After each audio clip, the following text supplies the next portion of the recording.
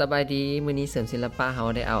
สติกเกอร์โน้ตมาติดแล้วเด้อเนาะท่านใดสนใจอยากได้ก็ติดต่อมาได้เลยเนาะมี2แบบเนาะอันนี้เป็นแบบที่1เนาะเป็นแบบดับล้วนเนาะคือในคีย์บอร์ดนี่เลยเนาะแล้วแบบที่2ก็คือจะเป็นสีสลับเนาะไผที่มักแบบเป็นสีก็จัดตัวนี้เลยตัวนี้ก็งามเด้องามหมด2เนาะแล้วแต่ความมักเลยเนาะ ตัวนี้จะมีสีสลับกันท่านใดสนใจติดต่อมาได้เด้อเนาะมีขายแล้วเนาะสำหรับวิธีติดจะมีเป็นคลิปให้เนาะแล้วก็จะมีเป็นวิธีการติดให้สามารถติดเองง่ายๆเด้อเนาะเด็กน้อยติดได้ผู้ใหญ่ติดได้ผู้หญิงผู้ชายติดได้สามารถเฮ็ดได้ง่ายๆเนาะเพียงแต่เฮาล็อกมันจะมี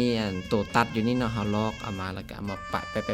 ปะใส่เลยเนาะตามริมคีย์บอร์ดเฮาเลยอันนี้ช่วยในการเรียนคีย์บอร์ดเนาะซ้อมคีย์บอร์ดให้เฮาจื้อโน้ตจื้อคีย์เนาะตัวนี้ก็สำคัญเด้อโอเค